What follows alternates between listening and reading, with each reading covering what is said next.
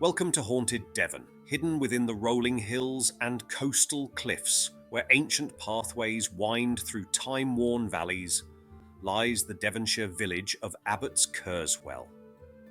Behind its picturesque facade lurks a tale that has captivated paranormal researchers and historians alike. In this video, we'll explore one of Devon's most compelling ghost stories, a case so well documented that it drew the attention of the Bishop of Exeter himself.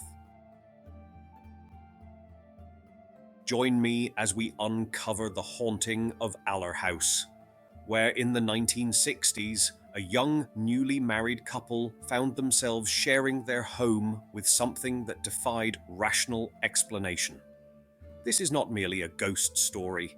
It's a journey into a mystery that touched the lives of multiple witnesses, from practical businessmen to religious authorities, all of whom encountered something they couldn't explain in this seemingly ordinary village house. First, a little about the history of the location. Nestled in a secluded Devon valley near Newton Abbot lies a village that seems frozen in time, Abbotskerswell. Here, centuries of history whisper through ancient stonework and thatched roofs, telling tales that stretch back beyond the Tudor era. At the heart of this timeless community stands the Church of St. Mary the Virgin, its weathered walls still bearing the scars of Henry VIII's destructive reign. Beside it stands what may be the oldest lich gate in all of England, a silent sentinel that has watched over countless souls passing beneath its time-worn beams. Among the village's treasured structures, at least one authentic Devon longhouse remains, surrounded by a collection of picture-perfect thatched cottages that seem plucked from a fairy tale. Church House stands as one of the village's most intriguing buildings. In times past, it served as a refuge for weary churchgoers between services. Its interior once strictly divided, men to one side, women to the other, a testament to the social customs of bygone days. The village holds its secrets in its wells, scattered throughout the community. Among them, Lady Well still carries its ancient reputation for healing ailments of the eyes. Until recently, two historic pubs anchored the village social life. One, the former home of the village blacksmith, while the other harbors a mysterious Quaker room above its entrance, with a solemn Quaker burial ground nearby. From the village, an ancient footpath stretches toward Torre Abbey, once trodden by countless pilgrims on their sacred journeys. The current parish council room, though modest in size, holds its own fascinating history, once serving as the public bathhouse, and before that, a pound house. Near the main road, the remnant of a former cider factory lingers, once famous throughout Devon for producing what locals swore was the most potent scrumpy in all the county. Looking down upon this enchanting village, two grand structures stand as silent guardians. On one side, previously St. Augustine's Priory, now transformed into luxury retirement apartments, holds fast to its ancient traditions. During the ceremony of beating the bounds, only 2 men were permitted passage through the priory grounds, while all others were forced to take the long way round by road. Across the valley stands Court Grange, its own history flowing from private ownership through charitable purpose, once serving as part of the Royal National Institute for the Deaf, where young students mastered unique skills, including the operation for decades of the only field gun crew manned by deaf or partially deaf boys in the country at the time. Though the old chestnut tree and its commemorative lamp post no longer grace the village centre, their memory, like so many others, remains woven into the rich tapestry of Abbotskerswell's history. In the shadows of Allah House, a 200-year-old residence in Abbotskerswell in the 1960s, a young couple's dream of married life would soon transform into something far more unsettling. John and Carol Durston had barely begun to make their ground floor flat a home when they found themselves unwitting witnesses to events that would challenge everything they believed about their new residence. The first 10 days passed in newlywed bliss, the couple settling into the rhythms of their shared life. But what began as subtle disturbances would soon escalate into encounters that would capture the attention of the entire village and beyond. It started with footsteps in the night. Heavy, deliberate steps accompanied by an inexplicable shuffling sound. Both John and Carol would later recall being jolted awake after barely an hour's sleep, their hearts racing as they listened to the weight of invisible feet in the corridor outside their flat. The mysterious visitor seemed to pace the hallway before their footfalls faded away on the stairs. That first night, they tried to rationalize it. Surely just a late returning neighbor, they told themselves as they drifted back to sleep. But the following evening brought a more chilling encounter. As they prepared for bed, the familiar heavy footsteps and shuffling returned. John, determined to solve the mystery, stepped into the corridor. There, surrounded by the sounds of footsteps that seemed to echo from every direction, he stood alone, seeing nothing but feeling an undeniable presence all around him. On a particularly chilly September evening, the couple sought comfort in the warmth of their sitting room, building a roaring fire and losing themselves in the distraction of television. But as the screen went dark, an unnatural cold descended upon the room. Despite the flames still dancing in the hearth, both John and Carol found themselves shivering uncontrollably as they retreated to their bedroom. It was the next night when their unseen visitor revealed a more playful, yet terrifying side. The familiar footsteps returned, followed by a singular, distinct clink from the mantelpiece. When John switched on the light, Carol immediately noticed something amiss. A small ornamental donkey had mysteriously migrated from its usual center position to the very edge of the mantelpiece. What followed would become an almost nightly ritual of supernatural defiance. Carol would return the donkey to its proper place, only to hear another clink in the darkness.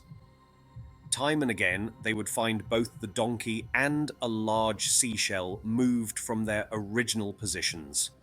Each instance of movement was preceded by that same bone-chilling cold. Cutting through the warmth of their carefully maintained fire, a ghostly calling card that would become all too familiar to the young couple. John Durston's first face-to-face encounter with their spectral resident would come on an otherwise ordinary afternoon. While Carol prepared dinner in the kitchen, John sat reading in the adjacent room, unaware that his world was about to change forever.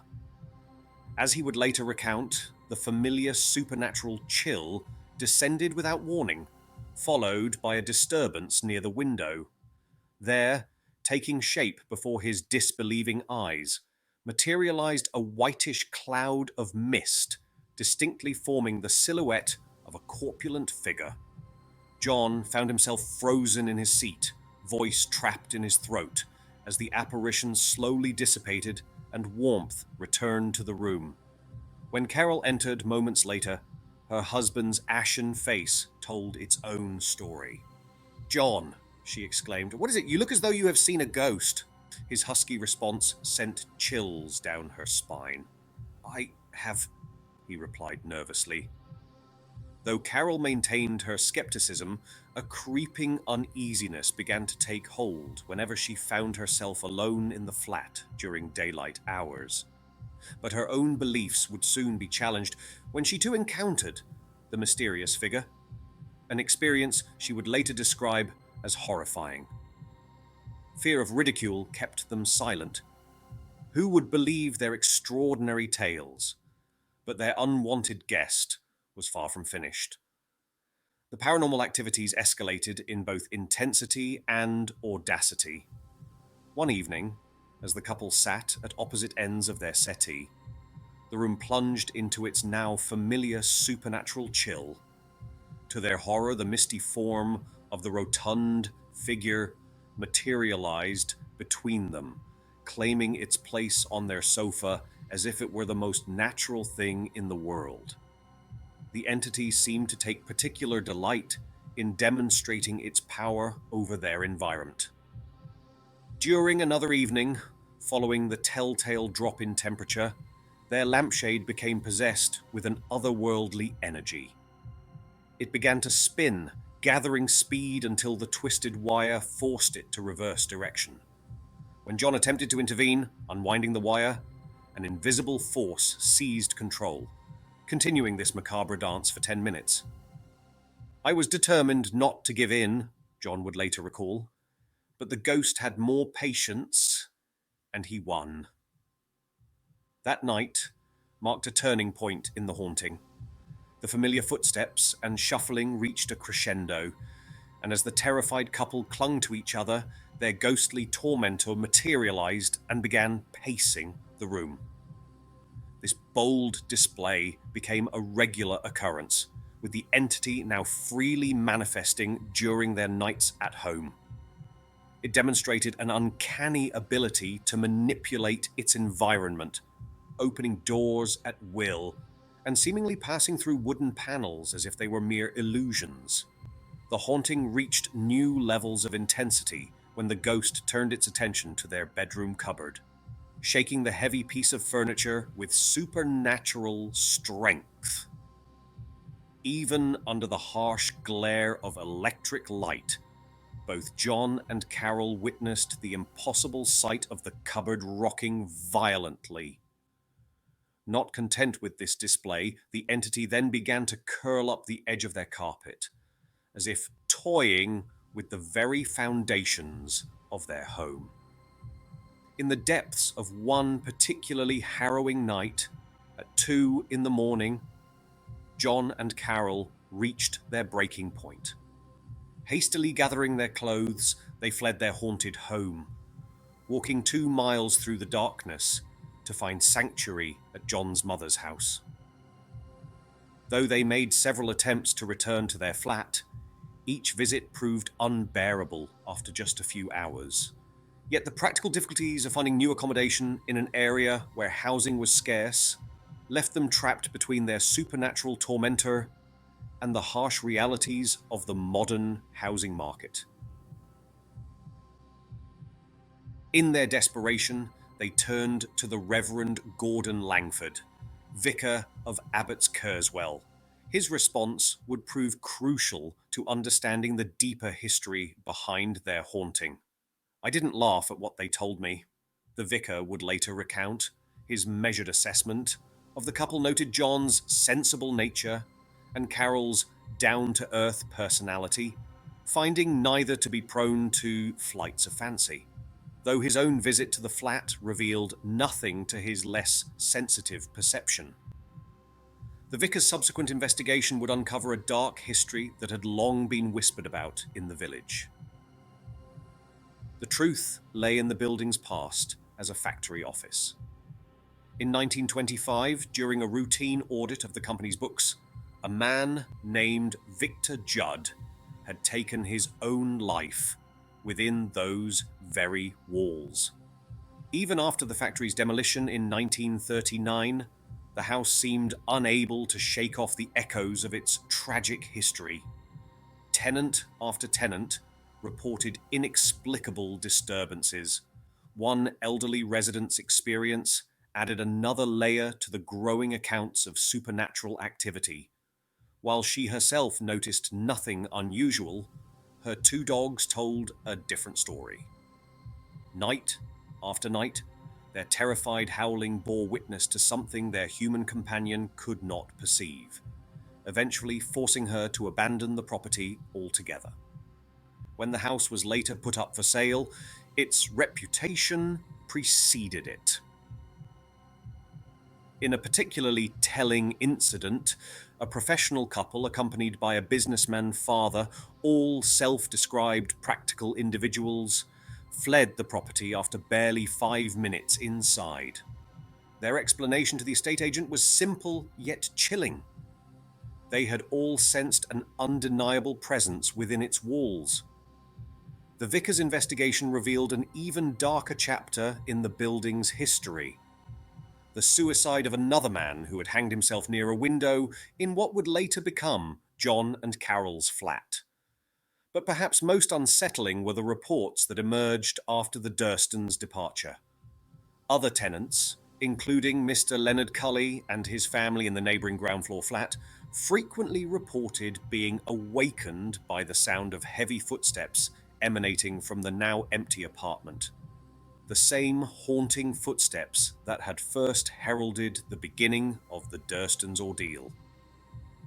The escalating supernatural activity at Aller House eventually drew the attention of the church's highest authorities in Devon.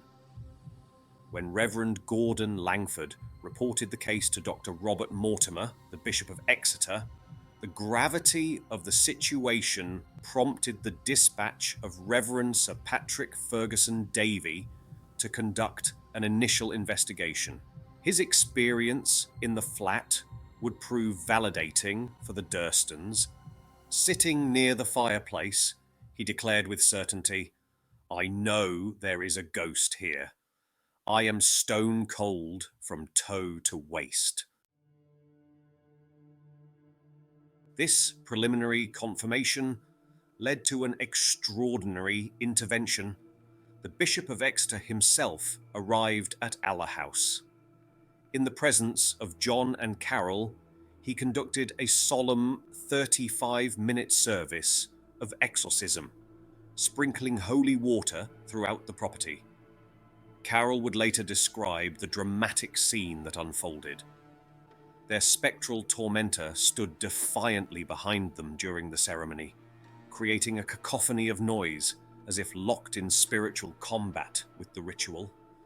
However, halfway through the service, the entity appeared to surrender, vanishing from their perception. For a brief moment, it seemed their ordeal had ended. But the ghost of Aller House would not be so easily banished. Within a month, Mr. and Mrs. Cully across the passage reported disturbing new activity, suggesting their unwanted neighbour had merely relocated. Their experiences mirrored the Durstons' encounters. Mrs. Cully described witnessing a mysterious mist materializing before an airing cupboard, followed by the appearance of a shadowy figure. The Cullys' response was to invite 4 mediums to investigate the property. The final chapter of this haunting tale comes through correspondence from the Reverend Alan Rowe, who reported a conversation with Carol Durston just a month after the Cullys' experience. Her words were chilling in their simplicity. "Our friend has come back to the flat." In what would prove to be their last encounter with the entity, she and John had entered their room one evening to find it gripped by that familiar supernatural chill. There, before their eyes, sat the misty figure in a chair. As they watched, it rose, passed between them, and vanished through the doorway. For John and Carol Durston, this final manifestation would mark the end of their time at Aller House.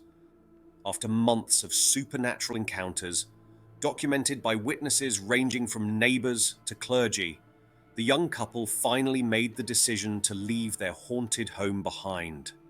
Their experiences, corroborated by multiple witnesses and investigated by both religious authorities and paranormal researchers remain one of the most compelling and well-documented cases of supernatural activity in Devon's rich history. Thank you for joining me on this discovery of one of Devon's most intriguing paranormal cases. The story of Allah House serves as a reminder that sometimes the most compelling ghost stories aren't found in grand mansions or ancient castles, but in the quiet corners of ordinary villages where everyday people encounter the extraordinary.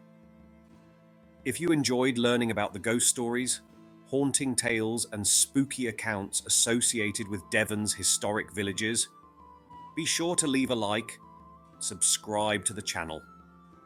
Click that notification bell so you don't miss any of my future videos exploring our rich supernatural heritage. I love reading your comments as well, so let me know what other haunted locations or mysterious tales you'd like me to cover. Until next time, thanks for watching and farewell.